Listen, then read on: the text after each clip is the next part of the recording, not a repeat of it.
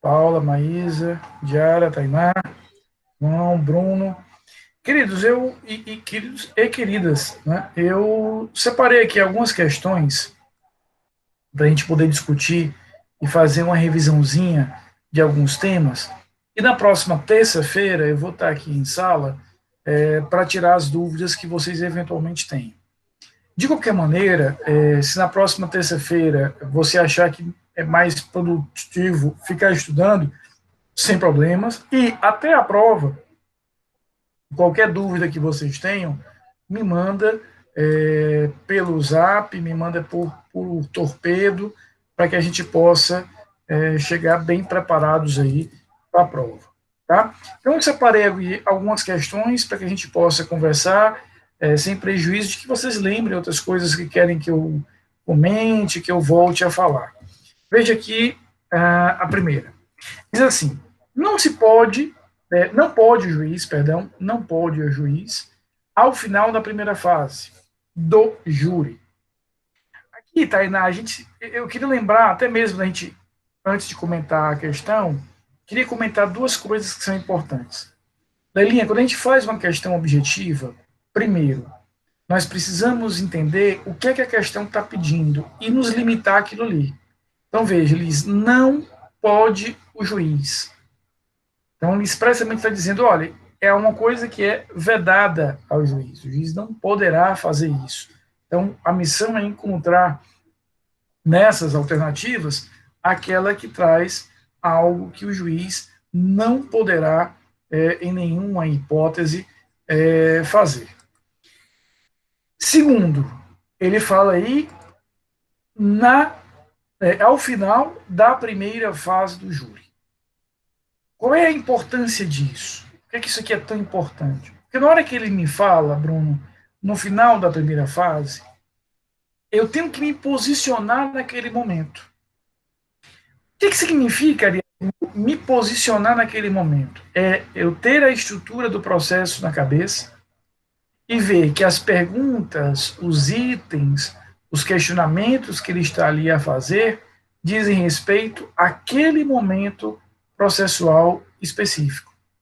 Então, por exemplo, na hora que ele te diz aqui, o que o juiz não pode fazer nesse final de primeira fase, eu tenho que esquecer jurado, eu tenho que esquecer sessão de julgamento, eu tenho que esquecer qualquer tipo de elemento objetivo, concreto, que denote, que leve a essa ideia de que a gente vai analisar uma decisão do jurado, analisar soberania dos vereditos. Não. Ele está no final da primeira fase, né? Lembrando que o procedimento do júri tem duas fases. A primeira fase dedicada à produção da prova, né? Aquela fase que nós chamamos de sumário de culpa. Terminou a primeira fase, aí eu tenho aqui 4 decisões possíveis. Que decisões são essas? A pronúncia, que inicia a segunda fase e vai fazer com que eu tenha a preparação para a sessão de julgamento lá pelos jurados, ela é uma decisão interlocutória. A impronúncia, que é uma sentença, eu encerro o processo, lembrando que a impronúncia tem ou faz coisa julgada só formal. A desclassificação, que é uma decisão interlocutória apenas na qual o juiz vai dizer, olha, eu não tenho competência para tratar dessa matéria, eu não tenho competência para cuidar desse processo, porque ele envolve um crime doloso contra a vida, e aí ele manda para o juízo que ele considere correto. Então, na desclassificação, eu tenho ali uma decisão interlocutória apenas que o juiz vai dizer, eu não tenho competência para cuidar desse crime, eu não tenho competência para cuidar dessa matéria, eu vou mandar para o juízo comum. Ele não pode fazer mais nada, ele não pode absolver, ele não pode condenar, ele simplesmente diz, isso não me pertence mais, vou enviar para que eu tenha uma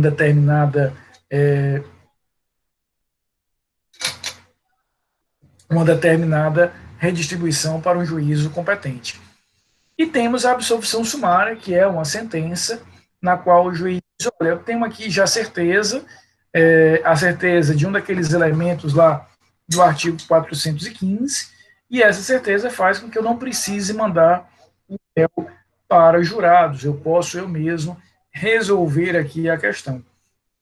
Então, essas são as 4 decisões que nós temos no final da primeira fase: pronúncia, impronúncia, desclassificação e absolvição sumária. Então, veja, Misaele, Fairuze, Juliana, quando a gente está diante de uma questão objetiva, Emerson, você sabe isso, você, meu colega, tão bem quanto eu, a primeira coisa é saber em que momento ele te posiciona naquele processo. Então, ele está aqui discutindo essas 4 decisões, e só. Então, veja o que ele nos diz aí. O que o juiz, repito, não pode fazer. A. Desclassificar para crime não doloso e condenar o réu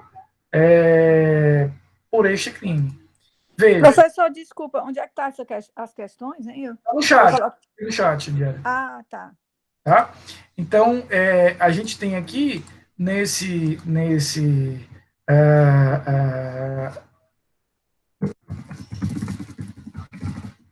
a gente tem aqui exatamente a ideia de que, o que ele está dizendo aí?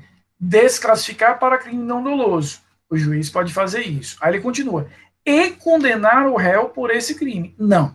Ele não pode condenar o réu. Ou seja, no momento que ele entende que ali não há elemento que caracterize um crime doloso contra a vida, ele diz: eu não sou mais competente, vou mandar isso para o juízo singular, vou mandar isso para o juízo que seja competente, mas eu mesmo já não tenho mais competência. Então, aqui, a gente já visualiza de saída, né, já de cara, que a letra A traz uma decisão que o juiz não pode fazer. Portanto, a letra A já é a resposta. E por que é tão importante isso? Porque já nem precisaria mais... fica tranquilo, Tainá, amanhã de manhã eu já estou postando, e aí você pode ver com mais tranquilidade, tá bom? Amanhã de manhã já vai estar lá no AVA a aula. Fique bem, melhoras. Então, o que nós temos aqui na letra A? Já a resposta. Repita, ele está perguntando o que o juiz não pode fazer. Então, aqui ele não vai poder absolver ou condenar o réu. Na hora que ele reconhece que aquilo ali não é um crime doloso contra a vida, automaticamente ele vai estar dizendo que ele já não pode mais cuidar daquele processo, ele já não pode mais decidir nada naquele processo. Veja os outros itens só para a gente confirmar que eles estão corretos. Desclassificar para crime doloso contra a vida e enviar os autos para o juiz comum, verdade. C. Absolver o réu quando evidente a hipótese de legítima defesa, verdade também. E D. Impronunciar o réu e determinar o arquivamento dos autos, também verdade. Então, realmente, o que ele não pode fazer é a opção A, nesse caso, estaria vedada para que ele fizesse. Vamos para outra questão. Eu vou passando aqui das questões, quero tratar de algumas, para a gente ver alguns temas diferentes, e qualquer dúvida vocês me perguntam. Não vou ficar todo tempo perguntando se vocês entenderam, se não sei o quê, porque fica muito cansativo. Muito chato para vocês. Então, veja essa segunda questão. No tribunal do júri, se o acusado é denunciado por tentativa de homicídio e, posteriormente, ainda durante o processo, se constata que a vítima faleceu em face da conduta inicial do acusado, pode o defensor, assistindo o Ministério Público, solicitar A. Que haja por parte do Ministério Público o aditamento da imputação por homicídio consumado ao invés de homicídio tentado. B.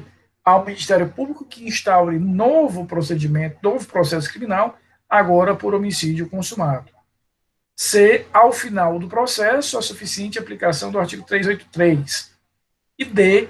Ao juiz que adite a denúncia, substituindo a acusação de homicídio tentado por homicídio consumado. Olha que interessante. Quando a gente faz uma questão, quando a gente responde uma questão objetiva, Matheus, normalmente, pelo menos um dos itens ali, não é que seja errado, é completamente desarrazoado. Então, eu já excluo logo aquele item, já diminui ali o horizonte de respostas que eu posso ter. Então, veja, por exemplo, que essa opção D, ela é completamente desarrazoada. Ao juiz que adite a denúncia. Ora, o juiz não pode aditar a denúncia. Como é que o juiz vai efetivamente interferir na produção da própria a acusação? Um minutinho.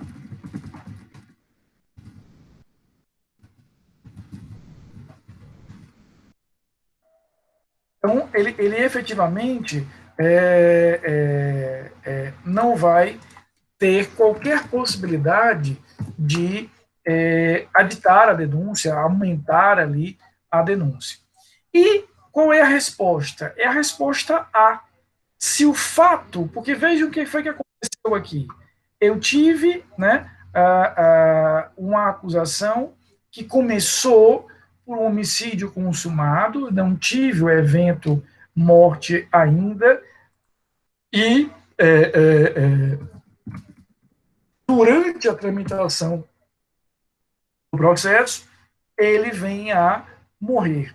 Veja, e um detalhe aqui importante, Emerson, veja que ele diz no enunciado da questão, ainda durante o processo, se constata que a vítima faleceu em face da conduta inicial do acusado. Então, o que nós tivemos aqui, Fairuze? Um desdobramento natural daquele mesmo fato. Não é um fato novo. Então, aqui o que vai ser feito? Eu vou requerer que o Ministério Público adite a denúncia para efetivamente trocar a acusação de homicídio tentado para homicídio consumado. Professor, se fosse no procedimento ordinário, aí seria feito só a desclassificação, né, do crime? Não, aqui veja só, se fosse, porque qual é a chave aqui da questão?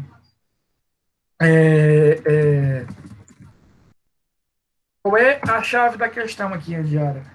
Eu te acusei por homicídio tentado, o processo começou. Aí chega a informação de que aquela vítima morreu. Eu vou, naquele mesmo processo, aditar a denúncia para transformar o homicídio tentado do homicídio consumado. Né? Só isso. Se fosse no procedimento ordinário, a gente utilizaria a mesma lógica. Imagine uma lesão que eu entendesse que era uma lesão leve, tentada, mas depois verifiquei que é uma lesão consumada. A gente aplicaria a mesma estrutura, né, diante disso. Mas se quando não é feito esse aditamento, a parte pode pedir, né? Pode pedir, porque a ela interessa. Porque eu já vi uns casos assim que não era feito. Pode era, pedir sem nenhum problema. Né? Até porque para ela interessa para evitar, por exemplo, uma futura alegação de nulidade. Né? Para ela também vai interessar isso, porque ela pode evitar uma futura alegação de nulidade. Tá? Vamos falar um pouquinho agora de provas. Mas aí, no caso, se ela for fazer o pedido, é feito o pedido de aditamento da denúncia também? De aditamento, de reclassificação, para que eu possa ajustar, calibrar aquela determinada acusação nos termos corretos.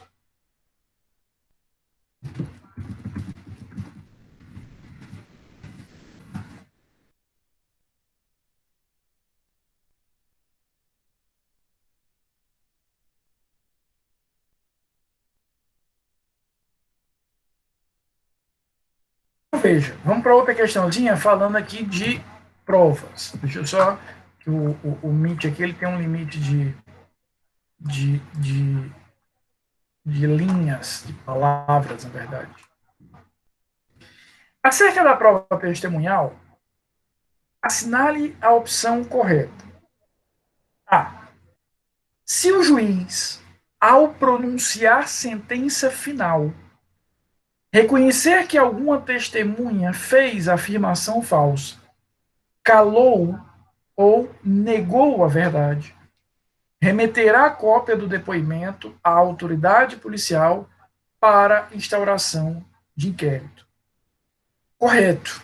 Né? Então, veja só, a gente vai, no momento em que o juiz senta para prolatar a decisão, que ele analisa ali toda a prova, que ele verifica ali toda a prova, nós temos a percepção do juiz de que uma determinada testemunha, na hora que ele confronta com as outras, na hora que ele confronta com os elementos de informação, uma determinada testemunha mentiu.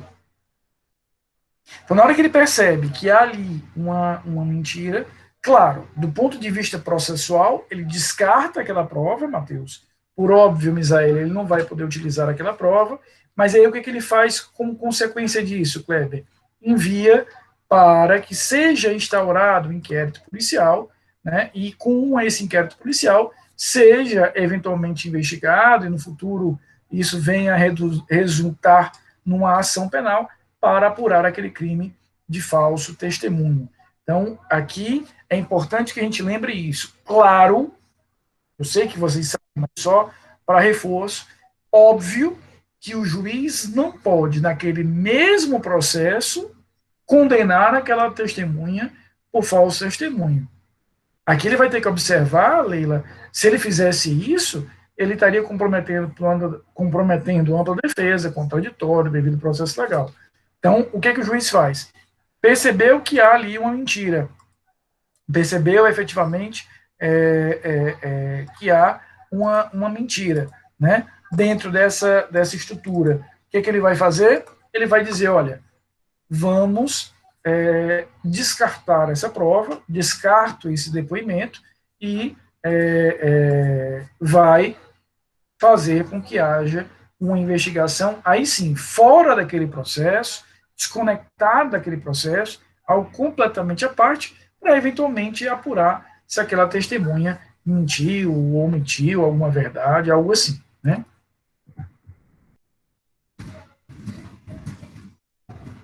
Um minutinho, pessoal.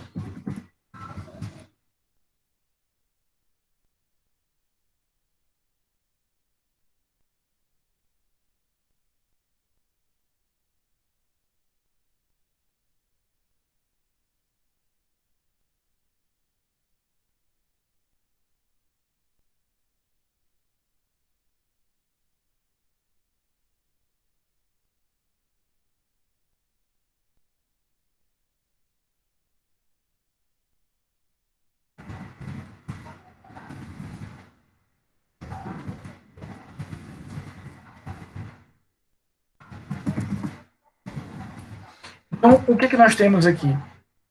A ideia de que eu tenho um efeito processual, Leila, descarto aquela determinada prova e investigo esse eventual crime no outro lado. Vamos só verificar, como nosso objetivo aqui é revisar, vamos só verificar os outros itens. A testemunha deve prestar o depoimento oralmente ou trazê-lo por escrito. Nós vimos que não, que a regra para a testemunha é prestar oralmente. Ele pode até consultar pontualmente algum tipo de apontamento, mas ele não pode trazê-lo por escrito. Só existem 5 pessoas no Brasil, né, que podem apresentar por escrito o depoimento: presidente da República, vice-presidente, presidente da Câmara, presidente do Senado, presidente do Supremo, né? Só isso que vai ser, ou só a essas pessoas que será facultado o direito de, por escrito, apresentar esse determinado depoimento. C. Ao juiz é vedado ouvir outras testemunhas além das indicadas pelas partes. Não. O juiz pode ouvir o que nós vamos chamar de testemunhas referidas ou referenciadas.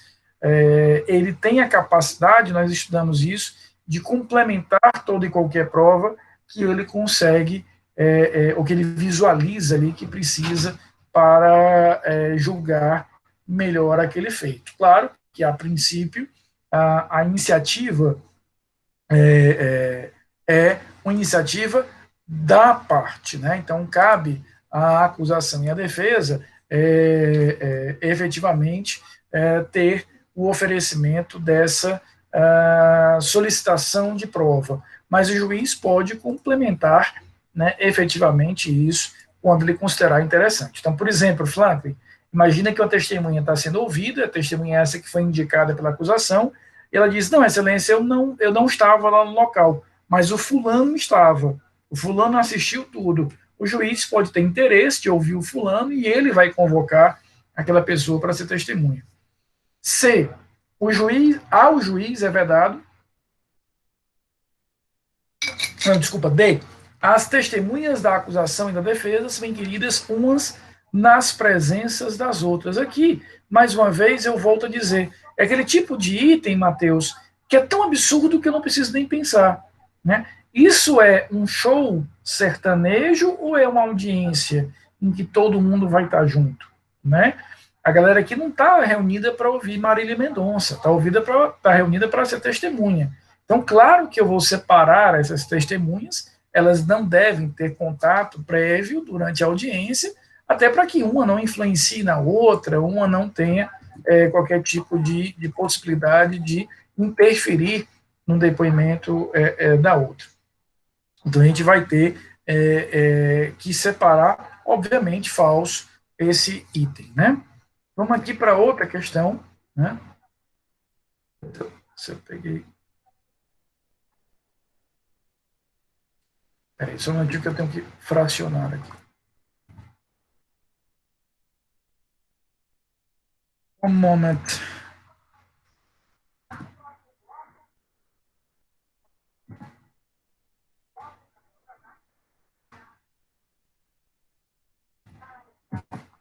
Olha o que, que nos diz aqui a outra questão. De acordo com o Código de Processo Penal, quanto ao interrogatório judicial, assinale a afirmativa incorreta. Kleber, aqui é muito importante, numa questão como essa, Andiara, isso a gente não pode perder de vista, destacar que é incorreta. Nós somos muito acostumados, nós somos muito treinados, é o caminho natural, normal que nós temos, de tentar sempre pensar que eu tenho que marcar a resposta certa, o item correto, e às vezes ele vai nos trazer essa pegadinha aí do incorreto. Então aqui eu tenho que entender que eu vou ter que encontrar nas 4 opções aquela que não está certa. Então vamos lá. A. O silêncio do acusado não importará a confissão e não poderá ser interpretado em prejuízo da defesa, mesmo nos casos dos crimes hediondos. Verdade. A gente viu que o direito ao silêncio é previsto constitucionalmente e no Código de Processo Penal, e não pode existir qualquer tipo de presunção negativa. Não estou obrigado a responder o que eu não quiser, não estou obrigado a produzir prova se eu não quiser. E aí é muito comum, Leila, é muito comum a gente encontrar questões que ele coloque lá, mesmo no caso de crimes hediondos, apenas no caso de crimes hediondos, porque como a lei dos crimes hediondos de fato traz uma série de exceções, né, situações em que não cabe fiança, não cabe indulto, a progressão de regime é diferenciada, então traz uma série de restrições. Esse é um tipo de questão de concurso recorrente que ele joga lá o negócio do crime hediondo, que aí você vai dar uma pensada, caramba, mas será que no crime hediondo não é diferente? Não, nesse aspecto não. Ele tem o direito de ficar calado e aquilo que ele fala não gera nenhum tipo de prejuízo ou de presunção. Portanto, item correto, o item A. Item B. A todo tempo, o juiz poderá, atendendo o pedido fundamentado das partes, ou mesmo de ofício, proceder a novo interrogatório, mesmo quando os autos já se encontrarem conclusos para a sentença. Correto. Nós temos um momento padrão, regular, normal para fazer o interrogatório. O réu, nós já vimos aqui, é o último a ser ouvido nos autos, é o último que vai falar nos autos. Mas, né, nada impede que eu renove isso, nada impede que eu apresente efetivamente, em outros momentos, esse determinado pedido. E aí o juiz vai fazer um juízo de conveniência para saber se vale ou não vale a pena, de alguma maneira, ouvir novamente, realizar novamente aquele interrogatório. Então, item correto, a todo tempo o juiz poderá. Cuidado, porque se ele tivesse dito, o juiz deverá fazer sempre que a parte pedir, não. A parte pede e o juiz vai avaliar, dentro de um juízo de conveniência dele, se é o caso de fazer. C. O mudo será interrogado oralmente, devendo responder as perguntas por escrito, salvo quando não souber ler e escrever, situação em que intervirá no ato como intérprete e seu compromisso pessoa habilitada a entendê-lo. A regra da testemunha é que eu quero a maior espontaneidade possível da testemunha, por isso que ela não pode levar por escrito, é por isso que ela própria tem que responder. Se aquela pessoa não for surda-muda, mas for apenas muda, ou seja, se ela escuta e ela tem como discernir as respostas do juiz, ela responde por escrito. Se não for possível, no caso, por exemplo, de alguém que é surdo e mudo, eu vou ter que lançar mão de um intérprete, da mesma forma que eu faço com uma testemunha, por exemplo, que seja estrangeira e não fale português, né? Não se comunique no idioma nosso. Portanto, o item C. Então, que já por exclusão, a gente já pode deduzir que o item D seria o incorreto, vamos só ver por quê. Diz aí o item D.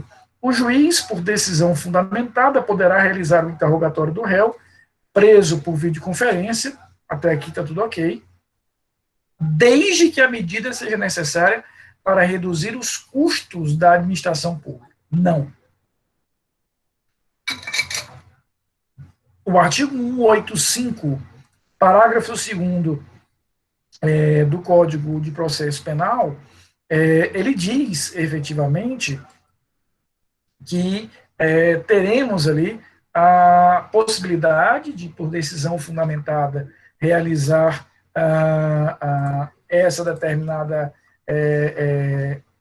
esse interrogatório por videoconferência, mas não por uma questão de custo. Deixa eu só capturar aqui o artigo para transcrever para vocês. Professor, e o interrogatório por videoconferência, ele tem que ter anuência da parte? Não. O juiz, se ele tiver em uma dessas hipóteses aqui do código, ele pode, mesmo sem... a audiência também não precisa? Ou a audiência também precisa não, da anuência? Também não. Agora, veja só, Diara, a regra é que ele vai ser feito presencialmente. Eu tenho que partir dessa regra. E aí, para que eu possa sair da regra, eu preciso estar em uma dessas situações aqui. Isso aqui foi inserido no Código de Processo Penal em janeiro de 2009, pela Lei 11.900, até uma lei de iniciativa do senador Tasso Gereissati. Né? E aí, veja, a regra é que a audiência, assim como o interrogatório, seja feito presencialmente. Então, o que diz aqui o parágrafo 2º do 185? Excepcionalmente, o juiz por decisão... Veja, excepcionalmente. Há um caráter excepcional. A regra é o presencial. O juiz, por decisão fundamentada de ofício ou requerimento das partes, poderá realizar o interrogatório do réu preso por sistema de videoconferência ou outro recurso tecnológico de transmissão de sons e imagens em tempo real, desde que a medida seja necessária para atender uma das seguintes finalidades. Desde que a medida seja necessária para atender a uma das seguintes finalidades. Então, aqui ele está dizendo, olha, a regra é ser presencial, eu posso excepcionalmente transformar isso numa videoconferência, mas desde que seja para um desses elementos. Prevenir risco à segurança pública, viabilizar a participação de réu no referido ato processual quando haja relevante dificuldade no seu comparecimento, impedir a influência do réu no ânimo de testemunha, responder à gravíssima questão de ordem pública. Esse inciso 4º, por exemplo, é o inciso que atualmente autoriza que a gente faça um interrogatório por videoconferência, como nós estamos tendo aqui nossa aula por videoconferência. Mas veja, na questão, ele está dizendo que o juiz fará o interrogatório por videoconferência porque é uma medida de diminuir custos. Veja que diminuir custos não é um dos fatores que estão autorizando essa excepcionalidade lá no parágrafo 2º. Né? E a última questão que eu quero ver com vocês, relativamente ao interrogatório, assinale a opção correta. A. O interrogatório constitui meio de defesa e as declarações oportunamente prestadas pelo acusado podem servir de fonte de prova. B, trata-se exclusivamente de meio de prova. C, a defesa técnica não poderá se manifestar na realização do interrogatório. D, somente a autodefesa exercida quando se presta declarações de interrogatório. Veja só. Primeira coisa, nós vimos que o interrogatório é meio de prova e meio de defesa. Então, ele tem um caráter duplo. Ele tanto serve para que o réu construa ali a defesa que ele quer construir, como é um meio de prova. O réu está desobrigado de responder, está desobrigado de falar, ele fala se e o que quiser. Mas se ele responde, aquilo que ele responde vira elemento de prova, sim. Né? Então, ele é meio de prova e meio de defesa. Então, aqui a gente já intui que a resposta correta é a resposta do item A. O interrogatório constitui meio de defesa e as declarações oportunamente prestadas pelo acusado podem servir de fonte de prova. Exatamente isso. Meio de defesa e meio de prova. B, trata-se exclusivamente de meio de prova. Falso. C, a defesa técnica não pode se manifestar na realização do interrogatório. Também falso, porque veja o que diz aqui o artigo 188 do Código de Processo Penal. Após proceder ao interrogatório, o juiz indagará das partes se restou algum fato para ser esclarecido, formulando as partes correspondentes, se os entender pertinente e relevante. Então, depois que o juiz faz as suas perguntas, a parte poderá ainda fazer efetivamente as perguntas que julgar necessárias. Então, antigamente, né, até o ano de 2003, quando esse artigo 188 foi reescrita, vamos efetivamente ter a possibilidade de, depois que o juiz faz todos os questionamentos, pergunta tudo o que ele quer, ele pode facultar a palavra à acusação e à defesa para que a defesa e a acusação também perguntem. Tá? Mais uma última questão para a gente poder explorar aqui a parte de perícia.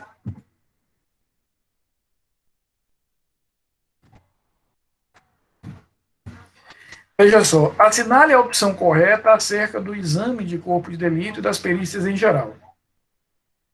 Segundo o Código de Processo Penal. A. Se a perícia requerida pelas partes não for necessária ao esclarecimento da verdade, o juiz ou a autoridade policial negará a perícia, exceto na hipótese de exame de corpo de delito. Se a perícia requerida pelas partes não for necessária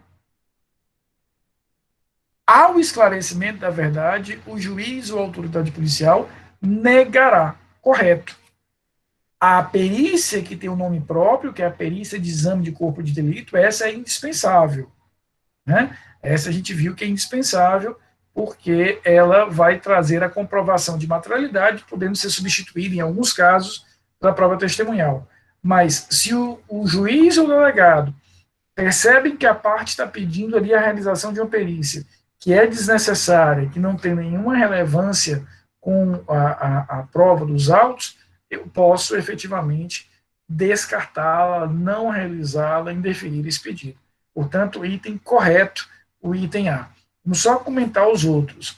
Se não for possível o exame de corpo de delito, por haverem desaparecido os vestígios, a prova testemunhal não poderá suprir-lhe a falta. Falso, né? Expressamente, nós vimos aqui o artigo 167 do Código de Processo Penal, ele diz expressamente isso.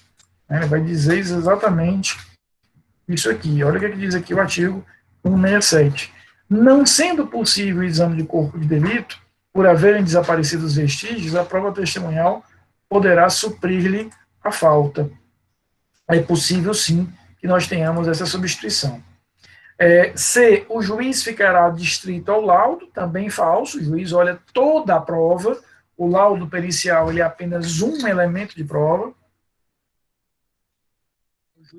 E é fácil a gente entender isso. Se o juiz tivesse, Leilinha, vinculado ao laudo, Quem estava decidindo era o jurado, era o perito, não o juiz. Né? Se o juiz tivesse que seguir rigorosamente o que disse ali o perito, ele não estava decidindo, quem estava decidindo era o perito. E o último, se a infração deixar vestígios, a confissão do acusado poderá suprir o exame de corpo de delito, direto ou indireto. Não, né, a gente viu que a confissão não pode suprir, né, a confissão, e aqui é o próprio Código que diz isso de forma expressa aqui no artigo 158. Né? Veja o que, é que nos diz aqui o artigo 158. Quando a infração deixar vestígio, será indispensável o exame de corpo de delito, direto ou indireto, não podendo supri-lo a confissão do acusado. Bom? Gostaram da aula? Foi útil de alguma forma? Estudem, tá certo? Na terça-feira eu vou estar aqui em sala para tirar as dúvidas de vocês. Quem tiver dúvida, vem aqui, vou estar a aula dedicada só para isso. E também, está estudando, surgiu uma dúvida, me manda pelo Zap, me manda pelo Uniformline, para que a gente chegue na próxima quinta-feira bem seguros aí para fazer a prova. Tenho certeza que será um sucesso a prova de vocês, tá bom? Então, para quem tiver dúvida, a gente se encontra na próxima terça-feira. Se não, a gente vai se encontrar no dia 13 de maio, depois das provas. Mas qualquer coisa, me comunica ali pelo Zap, que eu vou estar muito atento para ajudar vocês, como sempre. Um ótimo resto de semana para vocês, um bom final de semana e até a semana que vem. Um beijo grande, queridos. Obrigado, professor. Bom final de semana. Obrigado, professor.